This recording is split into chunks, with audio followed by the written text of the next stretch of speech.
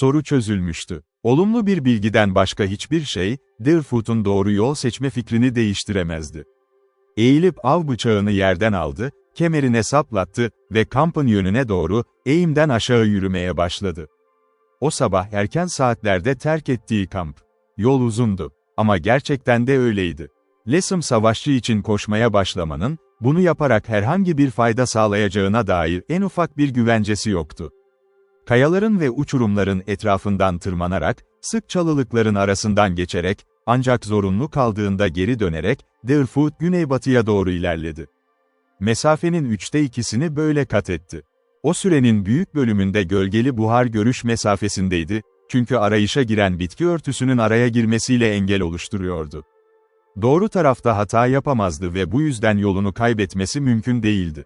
Ama şimdi, varış noktasından çok uzakta olamayacağını bildiğinde, zümrüt bir denizde yüzeye çıkan bir dalgıç gibi, durdu ve çevresini dikkatle inceledi.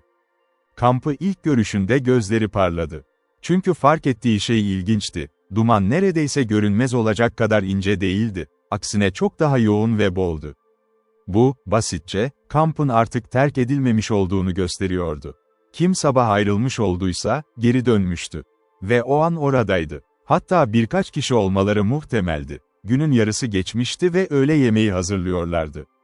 Her halükarda, Shavano orada birini bulacaktı.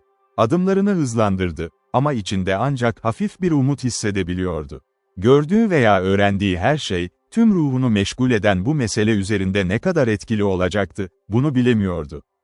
Deerfoot kampa her zamanki temkiniyle yaklaştı. Çünkü orada bir Kızılderili birliğinin kısa bir süre dinleniyor olabileceğini varsayıyordu. Eğer Osage ya da Huronlar ve Wyandotlar dışında başka bir kabile ise, tereddüt etmeden ilerleyecekti. Bunu yaparken herhangi bir tehlike olmamalıydı. Beyazlarla karşılaşma da aynıydı. Onları hayırha olmaya ikna etmek için biraz dikkat gerekebilirdi, ama kasıtlı bir ihanet söz konusu değildi. İlk bakışta, yalnızca tek bir beyaz adam vardı orada. Akşam yemeği hazırlıyordu, duman çıkaran kamp ateşinin önünde belirgin bir dumanı yayarak. Dikkat çekici biriydi, ama Deerfoot için yabancıydı. Ateşin kendisi küçüktü ve açık bir alanda yanıyordu. Tüm mahalle bir baca gibi işlev görüyordu.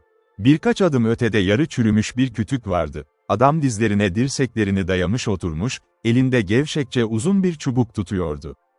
Bunu poker olarak kullanıyordu ve amacına iyi hizmet ediyordu. Ateşe yakın oturmak sıcaktan rahatsızlık verirdi. Bu yüzden kısa bir mesafede durmuş, işleri rahat bir şekilde yönetiyordu. Ara sıra közlerin sonuna kadar dürtüyor, sonra alevi çekip yere kırbaçlıyordu, ta ki alev sönene kadar. Tüfeği yakınındaki bir ağaca yaslanmıştı. Ağzında kısa bir kil pipo vardı. Ara sıra bir nefes çıkarıyor, bu da onun huzurlu görünen ruh halini pekiştiriyordu. Avcıda dikkat çeken şey, muhteşem fiziksel yapısıydı. 6 fitten fazla boyundaydı. Devasa omuzları ve geniş bir göğsü vardı. Neredeyse kömür siyahı renkte devasa bir sakalı, ipeksi dalgalı bir kütle halinde göğsüne dökülüyordu. Keskin siyah gözleri parıldıyordu. Sınırın sıradan av kostümünü giymişti. Ve hayatını Louisiana vahşi doğasında geçiren, hayvanları avlayan ve tuzak kuran adamlardan biri gibi görünüyordu. Deerfoot, adamın bir atın sahibi olduğundan şüpheleniyordu. Ama hayvanı yakınlarda göremiyordu. Uzun süre spekülasyon yapmadan, genç Shavano kampa doğru yürüdü. Bunu yaparken yabancı, tüm dikkatini ateşe ve aşçılık görevlerine vermişti. Odunlar yanmış, yeterince kömür oluşmuştu. Adam ayağa kalkıp onları parçaladı, parlayan közlerden düzgün bir yüzey elde etti. Sonra geri döndü ve kocaman bir et dilimini aldı. Et, uzun bir sopanın ucuna saplanmıştı. Bunu çok zekice dengeledi ve eti neredeyse kızıl közlerin üzerine bastırdı. Alevle de yapabilirdi bunu, ama bu yöntemi tercih etmişti. Neredeyse anında et çıtırdamaya, yanmaya ve küçülmeye başladı. Aç bir adamı işkence edecek bir koku yayıyordu. Aşçı hızla diğer tarafı ısıya maruz bıraktı, birkaç kez çevirdi ve geyik eti mümkün olan en iştah açıcı biçimde pişirildi. Adam görevine o kadar dalmıştı ki, ancak birkaç adım fark edince başını çevirdi. İşini bitirdikten sonra, eti dikkatlice kütük üzerinde dizilmiş yeşil meşe yapraklarının üzerine serdi. Büyüklüğü öylesine etkileyiciydi ki, biraz yanmış büyük bir kapı paspasını andırıyordu. İşte, dedi avcı memnun bir ifadeyle, sanki ödülünü koruyormuş gibi oturarak. Çocuklar hırlayamaz bunu, merhaba, nereden geldin? Deerfoot'un sessizce ona doğru ilerlediğini görmüştü. Ve adam, gizlemeye çalışsa da, diğerinin kendi tüfeğine kendisinden daha yakın olduğunu fark edince şaşırmıştı. Kızılderili, ona nazik bir tavırla selam verdi. Bakışlarıyla korkularını dağıttı ve adam ile yer değiştirdi, böylece silaha en yakın olan kendisi oldu. Sonra durdu. Ayakta kaldı ve hafifçe gülümseyerek şöyle dedi. Deerfoot, kardeşinin hasta olmamasına seviniyor. O, kardeş, anlaşmazlık halinde silahına koyu renkli gençten önce ulaşabilirdi. Ama buna inanmakta zorlanıyordu. Savaşçı bu büyük avantajı gönüllü olarak bıraktı. Omuzlarını geriye attı, doğrudan Deerfoot'un gözlerine baktı, sonra ayağa kalkıp elini uzattı. Üstün boyunun farkında olarak yükseldi ve aşağıdan baktı, güvenen bir ifadeyle karşılık veren zarif gence. Bu bakış, herhangi birinin kalbini kazanırdı. Bol sakal, beyaz adamın ağzını gizliyordu. Ama yanaklarındaki hareket, göz altındaki kırışıklıklar ve siyah teller arasından parlayan beyaz dişler, gülümsediğini ele veriyordu. Her zamanki gibi selam vermek yerine, elini gösterişli bir hareketle uzattı ve gencin avucunu öyle bir kuvvetle sıktı ki. Deerfoot yüzünü buruşturmaktan kendini alamadı. "Yani sen Deerfoot'sun, değil mi?" diye sordu. Eskiden Kentucky ve Missouri'de avlanan o genç şavan o. Kızılderili, evet anlamında başını salladı. "Ben Burt Hawkins, beni hatırlıyor musun?" diye sordu adam, hala kolunu pompalayarak. Deerfoot, adını daha önce hiç duymadığını ve yüzünü hiç görmediğini itiraf etmek zorunda kaldı. Hatırlasan da hatırlamasan da bunu yaptın, 3 yıl önce, sanırım seni de o kış izcilerin arasındaydın. Kentucky'deki çocuklar için ormanda bir kılavuzdum. Kör edici bir kar fırtınasına sıkıştık ve hepimiz neredeyse batıyorduk. İşler o kadar kötüleşti ki Kenton bile, ne kadar sert olursa olsun, pes etmemiz gerektiğini söyledi. Kar o kadar şiddetli yağıyordu ki, önünüzdeki 6 feet'i göremiyordunuz. Soğuk, rüzgar kemiklerinizin arasından bıçak gibi geçiyordu. Gece yaklaşıyordu ve biz ormanın ortasındaydık, her yönden 20 mil uzakta. Yapabileceğimiz tek şey, ara sıra bağırıp silah ateşlemekti. Beşimizden birincimizin en ufak bir umudu olduğunu sanmıyordum. Kenton önde yürüyordu, ben de onun peşindeydim. Baştan ayağa karla kaplı uzun boylu figürü, her zamanki kararlılığıyla yavaş yavaş ilerliyordu. İlk bildiğim şey, birinin bize yetiştiğiydi. Genç biri, muhtemelen bir Kızılderili, adı Deerfoot'tu. Silahlarımızı duymuş ve bir yerden aşağıya inmişti. "Gülümsüyorsun dostum, demek ki geri kalanını anlatmaya gerek yok, çünkü sen biliyorsun. Bizi o mağaraya nasıl götürdüğünü asla unutmayacağım. Orada kütükleri ve kabukları öyle düzenlemiştin ki tek bir kar tanesi giremezdi içeri. Bir ateş yanıyordu, bizon eti pişiyordu ve eğer Live Oaks'ta ya da Saint Louis'te Albay Preston'ın yanında kalmış olsaydık, daha iyi bakılamazdık." Deerfoot unutmadı, dedi gülümseyen Kızılderili, Hawkins'in yanındaki kütüğe oturarak. "Ama kardeşim o zaman baktığı gibi bakmıyor şimdi." Yine tuzakçının başı geriye atıldı, beyaz dişleri devasa bıyıklarının arasından parladı. Gözlerin köşesinde kırışıklıklar birikti ve müzikal kahkahası derin bir yerden yankılandı. Burt sakalıyla gurur duyuyordu ve haklıydı.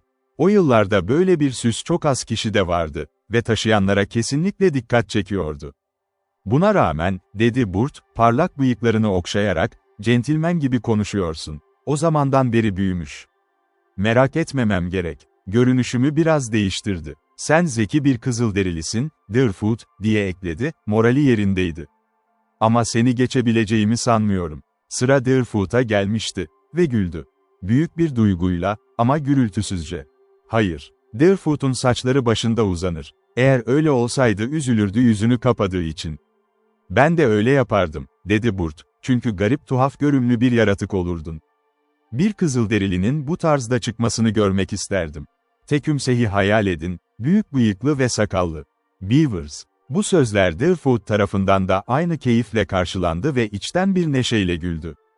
Güçlü şefle yüzleştiği zamanı hatırladı, çekilmiş bıçak ve sıkıştırılmış dudaklarla. O korkunç ciddi yüzün bıyıklarla kaplı olduğunu hayal etmek, gerçekten herkesi güldürürdü. Burt Hawkins, ziyaretçisine saygı duyduğu belliydi. Uzanıp parmak uçlarını Deerfoot'un yanağından nazikçe geçirdi, sonra çenesinin üzerinden çizdi. Hayır, orada sakal yok. 5 yaşındaki küçük kızım Peggy'nin yanakları kadar pürüzsüz. Hep Kızılderililerin sakalı olmadığını düşünmüşümdür. Ama sanırım yaşlı atalar, birkaç bin yıl önce, yüzdeki tüyleri yolmaya başladı.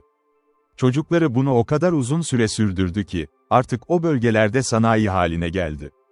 Görüyor musun? Deerfoot'un bunu kavramasına yardımcı olmak için Burt, ona kaburgalardan birkaç kez şakacıktan vurdu. Bu tanıdıklık çoğu durumda sinir bozucu olurdu. Ama savaşçı, muhteşem adamın coşkusunu oldukça seviyordu. "Kardeşim neden ormanda yalnız?" diye sordu Deerfoot, ortalık sakinleşince. "Tam olarak yalnız olduğumu söyleyemem," dedi Burt. "Kit Kellogg ve Tom için bekliyor." Deerfoot, tüyleri koparılmadı ve "O et soğuyor. Birkaç dakika içinde gelmezlerse sen ve ben dişlerimizi ona geçireceğiz. Bütün kışı tuzak kurarak geçirdik. Güneyde güzel bir peltri yığınımız var. Onları toplayıp yüklendik ve Saint Louis'e gidiyoruz. Sıcak hava geliyor, kürkler işe yaramaz hale geliyor. Soğuk hava başlayana kadar bekleyeceğiz. Kardeşlerim geliyor," dedi Deerfoot sessizce. O anda ortaya çıkan diğer iki avcıya atıfta bulunuyordu. Yeni gelenler, kıyafet ve aksesuarlarıyla Burt Hawkins'e benziyordu. Rakun derisi şapkalar, av elbisesi, taytlar, kaba ayakkabılar ve her biri uzun bir tüfek ile av bıçağı taşıyordu. Onlar, vahşi doğanın sırlarını öğrenmiş, sert ve güçlü adamlardı. Dayanıklı ve aktiflerdi. İşitme, görme ve koklama yetenekleri neredeyse inanılmaz bir noktaya ulaşmıştı. Bir açıdan Hawkins ile tezat oluşturuyorlardı. İkisinin de yüzü pürüzsüzdü. Medeniyetten uzak olmalarına rağmen tıraş olmayı ihmal etmiyorlardı. Bazen sakalları haftalarca büyürdü. Ama Saint Louis'e vardıklarında kendilerini düzgün tutarlardı. 3 adam uzun yıllardır avcı ve tuzakçıydı. Kimi zaman yalnız, kimi zaman birlikte çalışırlardı. Genellikle kunduz ve susamuru avlarlardı. Ama tilki ve diğer kürkçe hayvanlara da el atarlardı. 100 yıl önce bu ülkenin orta bölgelerinde bol miktarda kunduz vardı. Ve uzun süre boyunca pek çok adam, dağların ve batının ırmak vadilerinin derinliklerinden yüz binlerce kürk topladı, bunlar Saint Louis üzerinden doğuya dağıtıldı. Tuzakçının işi her zaman zorlu olmuştu. Şiddetli fırtınalar, ani hava değişiklikleri ve çoğu zaman pusuya yatmış Kızılderililerin tüfekleri. Topraklarına giren herkese karşı kindar olan bu insanlar, tuzakçılar için sürekli bir tehdit oluşturuyordu. Yine de medeniyetin ötesindeki yalnız yaşamın çekimi o kadar güçlüydü ki, ailelerinden uzakta, yıllarca vahşi doğada yaşayan insanlar eksik olmuyordu. Daniel Bowan'un aylarca Kentucky ormanlarında tek başına dolaşmasına yol açan o hayranlığı anlamak zor değil. Burt Hawkins ve iki arkadaşı Saint Louis'ten ayrıldığında, yaz sonu ya da sonbaharın başıydı. Her biri bir katır ya da ata binmişti, malzemelerini taşımak için 2 yük hayvanı daha vardı. Belki de kendi hayvanlarının toynaklarıyla çizilmiş izleri hafifçe takip ettiler ve varış noktalarına birkaç hafta sonra ulaştılar. Durakladıklarında, Missouri eyaletindeki Ozark Sıra Dağları'nın Missouri kolları arasındaydılar. Sıcak hava yaklaştığında ve kürkler dökülmeye başladığında, tuzaklar toplandı ve sonbahar gelene kadar saklandı. Sonra kış boyunca tekrar taşındı, hayvanların sırtına bağlandı ve eve dönüş yolculuğu başladı. Northwest Fur Company ve diğer şirketlerin temsilcileri Saint Louis'te bekliyordu, bol fiyatlara her türlü kürkü almaya hazır. Hiçbir tuzakçı bu yöntemle büyük servet biriktiremezdi. Ama yaşam masrafları da azdı. Yaz aylarında çoğu zaman emeğinin karşılığını veren başka işler bulunuyordu. Hawkins, Kellogg ve Crumpet eve dönüyorlardı. Bir gece önce bu noktaya ulaşmış ve kampa girmişlerdi. Sabah hayvanları yeniden yüklerken, Kit Kellogg'a ait bir tüfek kayıptı. Paketten düşmüştü, fark edilmemişti. Terk edilemeyecek kadar değerliydi. Kit ve Crumpet onu aramaya geri döndü. Yürüyerek gittiler, hayvanlar ise uzaktaki otluklarda otluyordu. 4 ayaklılar, kışın kıt olan çimenlerden yararlanıyordu, bu yüzden bu tür duraklamalar onlar için bir nimetti. Şirketin 2 üyesi silahı aratırken, üçüncüsü geride kaldı, pipo tüttürdü ve arkadaşları dönünce yenebilmesi için akşam yemeği hazırladı. Et iyiydi, ama soğuk mevsimde sık sık yedikleri kunduz kuyrukları kadar narin değildi. Mississippi'nin batı kıyısındaki Kızılderililer, Sık sık söylendiği üzere, öncülerin kanıyla Kentucky ve Ohio topraklarını kırmızıya boyayanlardan çok daha az saldırgandı. Bu doğruydu. Ama medeniyetin en dış sınırında yaşayanlar, Yellowstone'dan Körfez'e kadar uzanan bu topraklarda, hiç de zararsız yaratıklar değildi. Doğu'nun daha savaşçı kabileleri o bölgelere itildikçe, kindar doğalarını yanlarında getirdiler. Hawkins, geçen sonbaharda arkadaşlarıyla Kunduz koşularına gittiğinde, Deerfoot ile buluşmasından önce yanında Albert Rushton adlı deneyimli bir tuzakçı daha vardı. Kış ortasında karlı bir gün, alışılmadık derecede sert hava koşulları altında Rushton, tuzaklar bölümüne doğru yola çıktı. Ve bir daha geri gelmedi. Uzun süreli yokluğu aramayı zorunlu kıldı ve ceset, yıkılan tuzaklardan birinin yanında bulundu. Alnındaki mermi deliği ve koparılmış saç derisi, ölüm şeklini açıkça anlatıyordu. Bu, şok edici bir olaydı. Ama Rushton'un kaderi, arkadaşlarının da paylaştığı bir gerçekti ve önleyemedikleri şeyler için oturup pişmanlık duymadılar. En üzücü düşünce, üçlerinden birinin bu haberi hastaya iletmek zorunda kalacağıydı, 2 çocuğuyla bir sınır yerleşiminde yaşayan karısına. St. Louis'e giderken bu yoldan geçeceklerdi. Deerfoot, Hawkins'e diğerlerinin döneceğini söylediğinde, tuzakçı başını çevirdi ve Kellogg'un kayıp tüfeği bulduğunu gördü. İkili ilerlerken, savaşçıya keskin bir bakış attılar ve kampta onu görünce belli ki şaşırdılar. Kellogg ve Crumpet, orta yaşlı, güçlü, sert ve tetik adamlardı. Deerfoot kütükten kalktı ve Hawkins'in adlarını söyledikçe her birine elini uzattı. Kit Kellogg dikkatle baktı ve elini büyük bir sıcaklıkla sıktı. Crumpet de aynısını yaptı, ama tavrı daha az samimiydi. Bu çok belliydi. Deerfoot içinde açıktı. Sınır askerlerinin belirli bir kesimi Amerikan Kızılderililerini tam anlamıyla bir rahatsızlık olarak görüyordu ve mümkün olduğunca sayılarını azaltmak için elinden geleni yapıyordu. Crumpet birden fazla umutsuz karşılaşmaya girmişti ve nefreti en vahşi doğasında kökleşmişti. Ama tiksintiğinin şimdi ortaya çıkacağını beklemiyordu. Kellogg ve Hawkins ise merakla izledi, o sert elin yakışıklı genç Kızılderilinin eliyle buluşmasını. "Deerfoot'u duymuşsundur," diye başladı Burt, o devasa et parçasını 4'e bölerken. Albay Preston'a ve Wyandotlardan olan arkadaşlarına yardım eden genç, blok ev yakıldığında. "Nasıl duyalım bunu?" dedi Crumpet hırlayarak, "biz Mississippi'nin bu tarafındayken. Yaklaşık 3 yıl önce Kentucky'de değil miydim? Sanırım öyleydim ve Simon Kenton ile donarak ölecektim. Diğer çocuklar için de aynı. Eğer bu bakır renkli yaramaz olmasaydı, ne de öyle, Deerfoot." Ve genç savaşçının beklenen kişiye şüphe bırakmaması için. Burt ona omzundan öyle bir darbe attı ki neredeyse kütükten düşürdü. Genç o an ağzına et götürüyordu ve bu darbe gerçekten bir deprem şoku gibiydi. "Neden bir adamla konuşmuyorsun?" diye sordu Kellogg, onun boynunu kırmadan. "Kimin boynu kırıldı?" O adam oldukça sarsıldı. "İtiraz etmediği sürece seni ne ilgilendiriyor?" dedi Hawkins keyifle ve eti çiğnemeye devam etti. "Bazı günler, biri sana beklemediğin bir yumruk atar ve bu düzelticisi olmayan bir darbe olur. İnanıyorum, Deerfoot, sen bir şavanosun, değil mi?" "Deerfoot bir şavano," dedi cevap, ağız yemeğe odaklanmıştı. "Senin hakkında duydum. Sen her zaman silah yerine yay ve okey kullanan adamsın, değil mi?" Genç başını sallayarak onayladı. Bunu yaparken, uzakta oturan Tom Crumpet çenelerini yoğun bir şekilde çalıştırıyor ve küçümseyici bir homurtu çıkarıyordu. Kit başını çevirdi ve sorgulayıcı bir bakış attı. "Belki de yay ve okey kullanamayacağını düşünüyorsun. Sanırım Deerfoot, blok evin penceresinden neredeyse 100 metre uzaktan ok attığın yay." Etrafına bir mektup bağlanmıştı. Bir başka kağıdı düz tekneye ateşledi.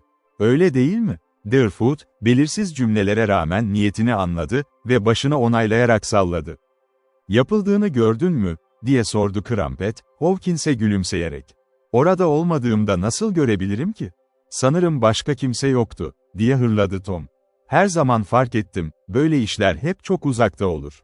Ve onu doğrulayan insanlar pek güvenilir türden değil. Bunlar sinir bozucu sözlerdi ve küçümseyici tavırla daha da anlaşılır hale geliyordu." Deerfoot bunların anlamını açıkça kavradı. Ama alınmadı. Odunculuk ustalığıyla övünmüyordu. Ve bazen ateşli bir öfkesi yüzeye çıksa da, başarılarına yapılan hakaretlerle rahatsız edilmiyordu. Kit Kellogg yoldaşına karşı sabırsızdı. ama konuyu tartışmayacağını da biliyordu. Burt Hawkins'in sakalı yüzünü gizleseydi bile, diğerleri onun kızardığını fark ederdi. Sinirle şöyle dedi: "Bazı kişilerin başkalarının söylediklerinin doğru olmadığını söylemesi iyi olabilir. Ama sanırım bunu söyleyecek kişi sen değilsin."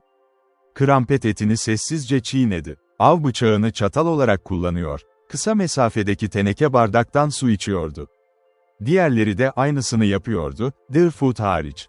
Hawkins'in hakaretine cevap vermek yerine, sanki ne demek istediğini kavrayamamış gibi davrandı. Sahip olduğu şey, Burt'un kalbinde rahatsızlık bırakmıştı ancak. Burt sustuktan sonra, herkes yemeği bitirinceye dek. O huysuz adam şöyle dedi: "Deerfoot'un yeteneğinden şüphe ediyorsan, sana bahse girerim ki başarabilir. Seni geçer, sen silahını kullanırsın, o yay ve okunu. Ya da ikiniz de silah. Belki de bunların hepsini yapabilir," dedi Kellogg, gözü parıldayarak. Ve bu Tom'un herhangi bir nişancı olduğunu kanıtlamaz. Krampet bu sözün anlamını anladı ve neredeyse vurucu noktaya gelmişti. Ne Deerfoot ne de tuzakçı, Burt Hawkins'in önerdiği beceri sınavına girmek istiyordu. Krampet, böyle bir test olursa kötü sonuçlanacağından korkuyordu ve bunu bir daha arkadaşlarından duymak istemiyordu. Bu nedenle, bu yarışmadan kaçınmak onun çıkarınaydı. Shavano, kendini zorlasaydı tuzakçıyı geçebileceğini biliyordu. Ama Krampet'in kötü niyeti iyice kışkırtılmış olurdu ve işler hoş olmayan bir biçim alırdı. Hawkins döndüğünde ayağa kalkıp meydan okumayı bekleyeceğine, başını salladı ve şöyle dedi: "Deerfoot'un okları az, onları ya düşmanları için saklıyor. Ve işte akıllıca bir şey," diye ekledi Kellogg, durumun tüm yönlerini görecek kadar kurnazca. Krampet hiçbir şey söylemedi ama büyük bir rahatlama hissetti. Hawkins ise tiksintiyle: "Bazı insanların dili çok özgür ama işi yok. Her neyse, bırak bunu. Fazla tüfek var ve sanırım Saint Louis'e doğru devam etmeliyiz. Deerfoot, bizimle gelemez misin?" Başını salladı ve şöyle dedi: "Deerfoot kayıp iki arkadaşı arıyor, uyumamak ve gecikmemek gerekiyor yolda." "Nasıl yani?" diye sordu Burt, diğerleri ilgiyle dinlerken. Genç Shavano, kendine özgü bir tarzda, okuyucunun zaten bildiği o hikayeyi anlattı. Bunu yaparken her birinin yüzünü yakından izledi, umuyordu ki aradığı gölgeli bir bilgiye dair bir işaret yakalayacak. Ama hayal kırıklığına uğradı. "Bir şey kesin," dedi Burt Hawkins, hikaye tamamlandığında. "O çocuklar ölmedi." "Seninle aynı fikirdeyim," dedi Kellogg, kesin bir şekilde başını sallayarak. Hatta huysuz Krampet bile katıldı. Deerfoot bu oy birliğine şaşırdı ve Hawkins'e inancının nedenini sordu. "Çünkü bu sağduyu. İki genç adam ormana avlanmaya çıktığında, ikisi birden ölmez. Bu artık moda değil. Biri yaralanmış olabilir. Ama öyleyse ve diğeri kaçamasaydı, Kızılderililer onu alıp tutarlardı. Muhtemelen ikisini de götürdüler ve iyi bir arama yaparsan, 4000 mil çevrede onları bulursun." "Sanırım bundan daha iyi bir plan biliyorum," dedi Kellogg. Diğerleri ona sorgulayıcı baktı. İkisi de Kızılderililer tarafından alındı. Bir süre tutacaklar onları. Bir gün çocuklar kaçma fırsatı bulur. Karanlık bir gecede ayrılırlar ve eve doğru yola çıkarlar. "İkisinin aynı anda bunu yapacağı pek olası değil," dedi Krampet, şimdiye kadar gösterdiğinden daha nazik bir şekilde. Konuya gerçekten ilgi duyuyordu. Biri diğerinden önce ayrılmak zorunda kalır. Sonra geride kalan çok daha sıkı izlenir. Ama elinde sadece zamanını beklemek kalır. "Kardeşlerimden biri ormandan evine geldiğinde, diğeri onunla gelecek," dedi Deerfoot. Jack Carleton da, Otto Rellstab da, her ikisi de tehlike karşısında birbirini terk etmezdi. Deerfoot, arkadaşlarının kayboluşuna ilişkin teorinin doğrulandığını hissediyordu. O sabah ayrılırken oluşturdukları anlaşmayla uyumluydu bu. Ama doğru teori olsa bile, çocukları bulmak hala büyük zorluklar içeriyordu. Belki güneyde Creek ve Chickasaو'ların topraklarına kadar gitmiş, ya da Dakota'nın donmuş kuzeyine, ya da batıda Rocky Dağlarına. Kellogg ve Krampet şimdi bu soruyu ciddi tartışıyordu. Esas olarak aynı fikirdelerdi, ama küçük noktalarda birbirinden ayrılıyor ve her biri görüşünde ısrar ediyordu. Deerfoot her kelimeyi dinledi, çünkü bilge bir adam gibi, başkalarından gelen her bilgiyi toplamaya hevesliydi.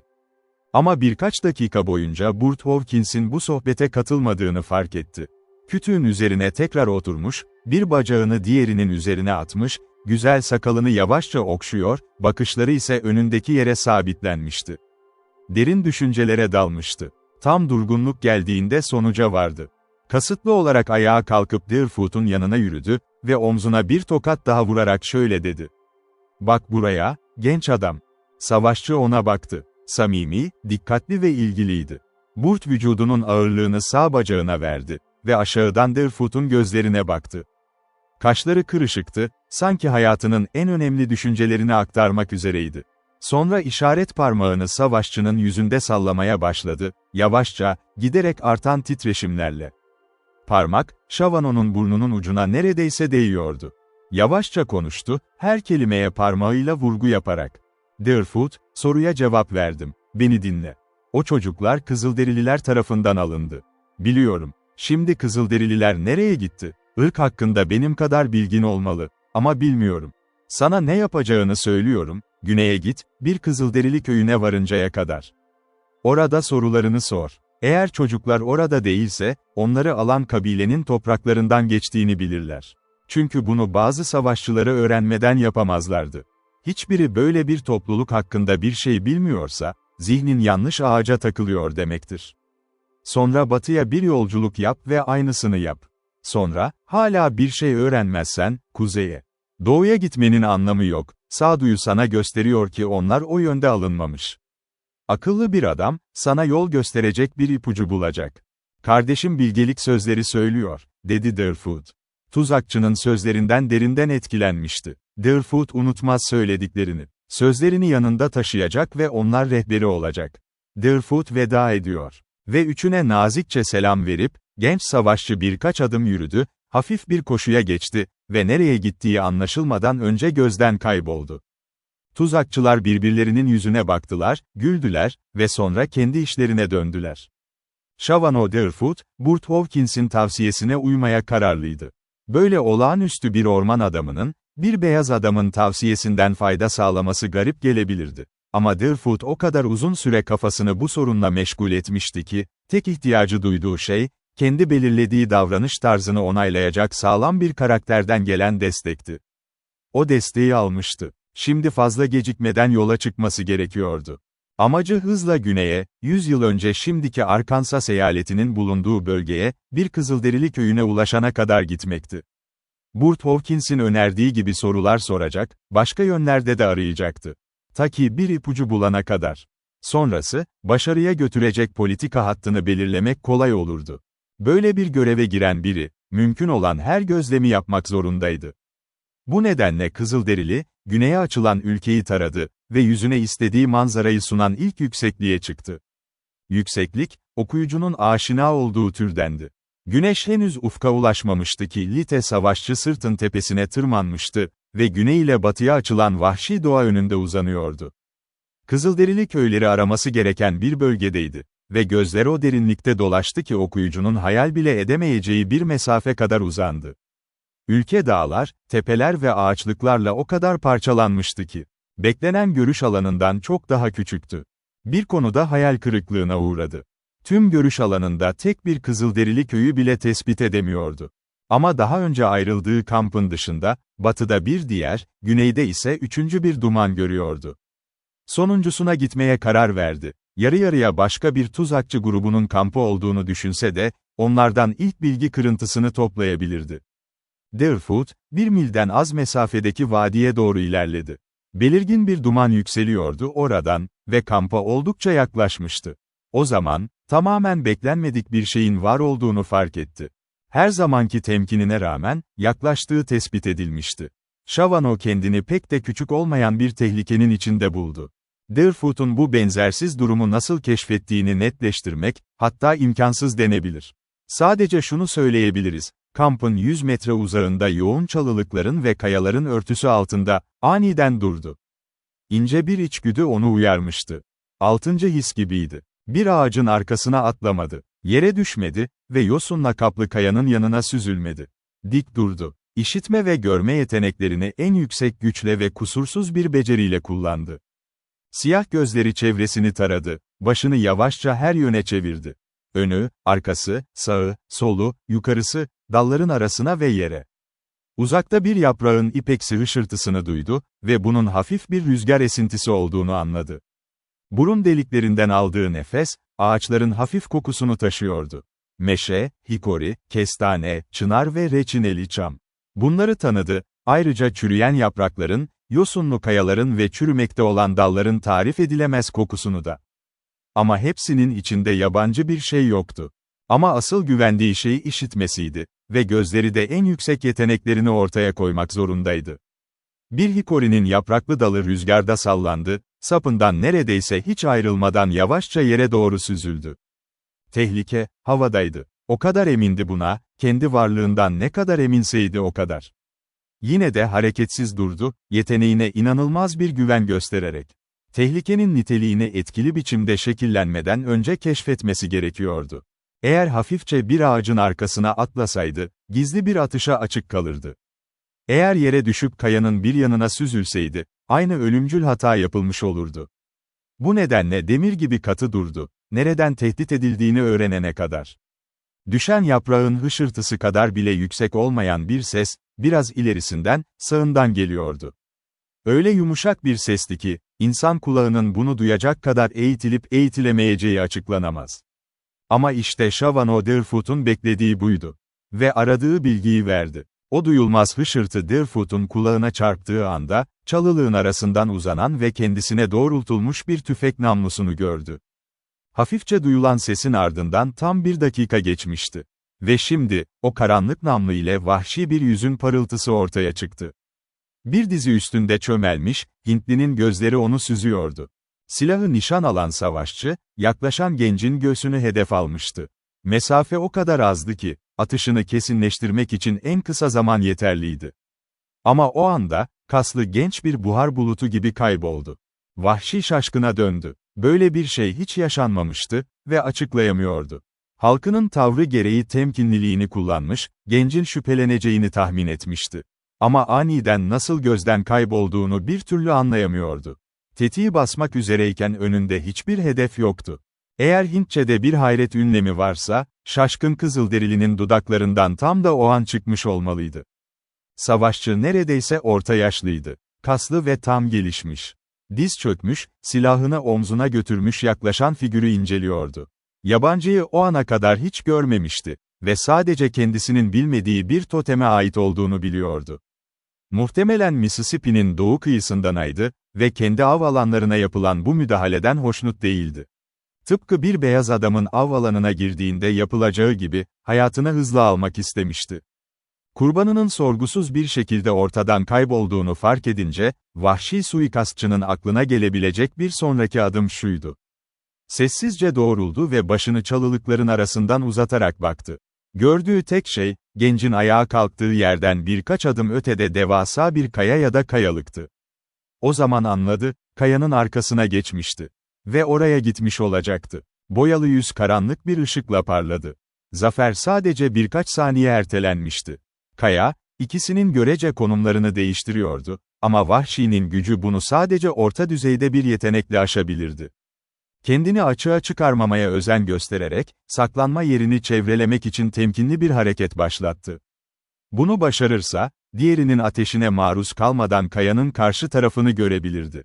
Ve kendini saklamaya çalışan o figür, gözden kaçamazdı. Bunu yapmak için kurbanın yerinde kalması gerekiyordu. Ama o kayanın konfigürasyonunun tuhaflığını fark etmişti ki bu, böyle bir insanı sıradan bir savaşçının gücünün çok ötesine taşırdı. Kendisi için ise kişisel bir korku yoktu. Ağaçlar o kadar çoktu ki, oradan oraya atlayarak kendini kolayca saklayabilirdi. Keşke aptal, karşısındaki gencin orman ustalığını bilseydi. O kadar hevesli bir şekilde kendini çukura sürüklüyordu ki, dönseydi, oradan bir veba gibi kaçardı. Ama Deerfoot adını hiç duymamıştı. Ve olağanüstü gençliğin yeteneğini hayal bile edemiyordu.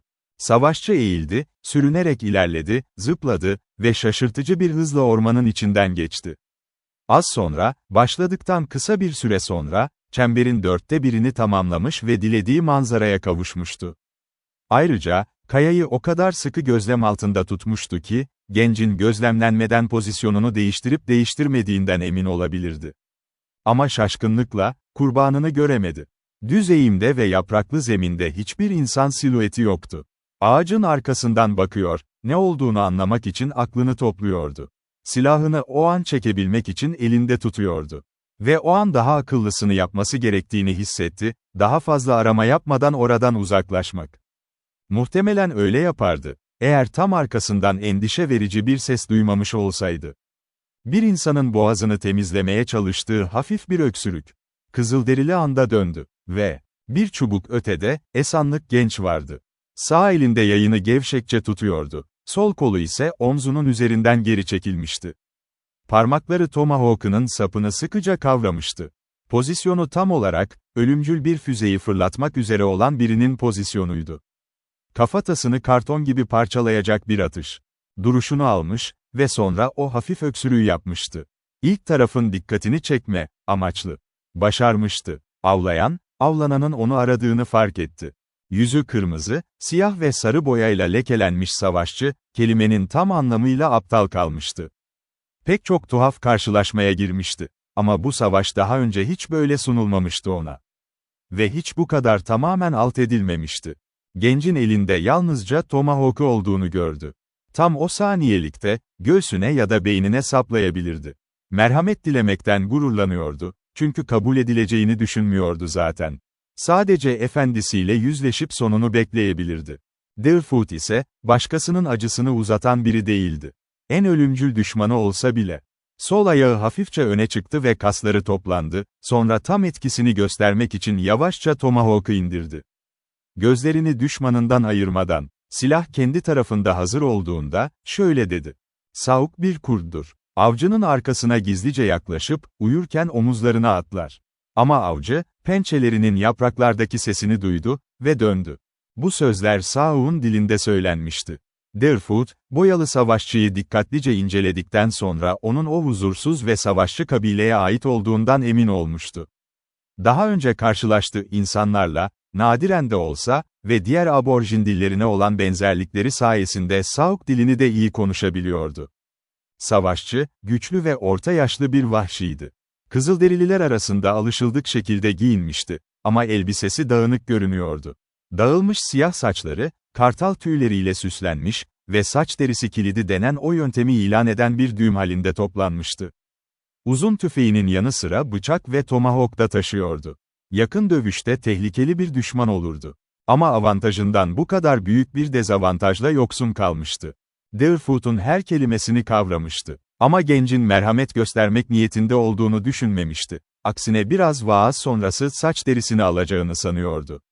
Deerfoot'un sözleri Sauk'u felcinden uyandırdı. Başını geriye atarak şöyle dedi. Sauk kurt değil, şavan o. Saukların av alanlarını çalan tilkidir. Güneşin doğup battığına kadar uzanan topraklar, ne Şavano ne Sauk ne Huron'a aittir. Büyük ruh, sevgisini seven çocuklarının bizon kovalamak, geyik ve ayı avlamak için buralarda bulunmasını ister. Ama neden Sauk ve Şavano düşman olsun ki? Ve soruya vurgu yapmak için Deerfoot öne çıktı ve elini uzattı. Sauk şaşkınlığını gizledi ve parmakları sıcak bir şekilde kavradı. Ama bunu yaparken ikisi de birbirine güvensizlikle baktı. Yaşlının yüzündeki korkunç boyalar Deerfoot'u rahatsız etmedi, kendi insanlarının yüzlerinde çok daha korkunç şeyler görmüştü. Savaşçının gözlerine sakin bir şekilde baktı, elleri kenetlenmiş, birbirlerine yakın dururlarken.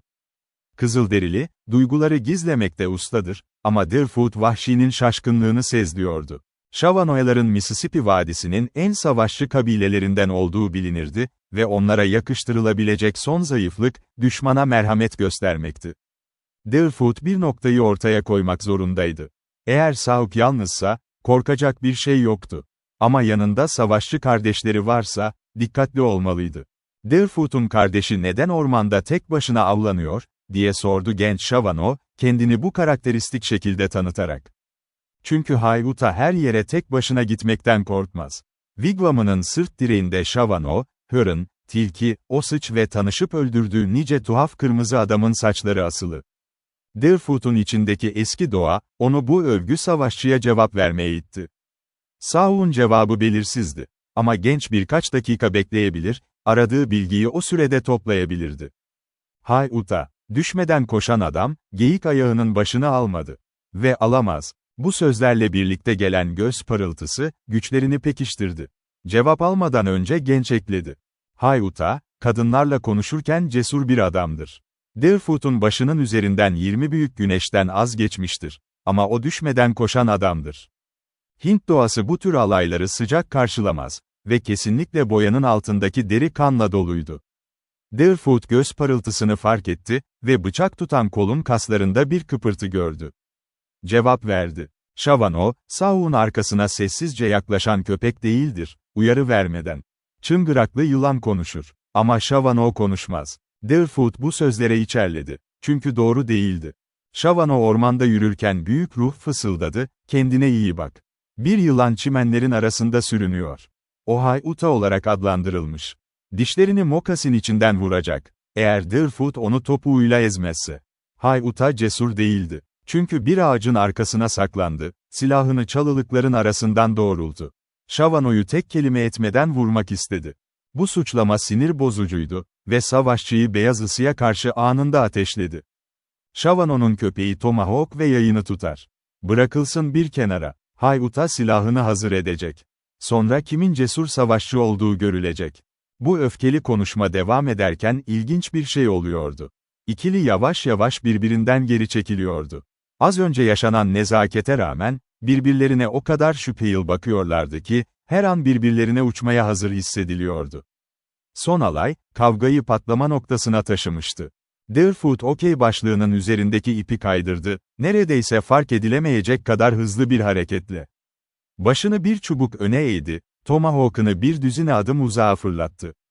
Av bıçağını çekti, sol eliyle tuttu ve meydan okuyan bir şekilde Sauk ile yüzleşti.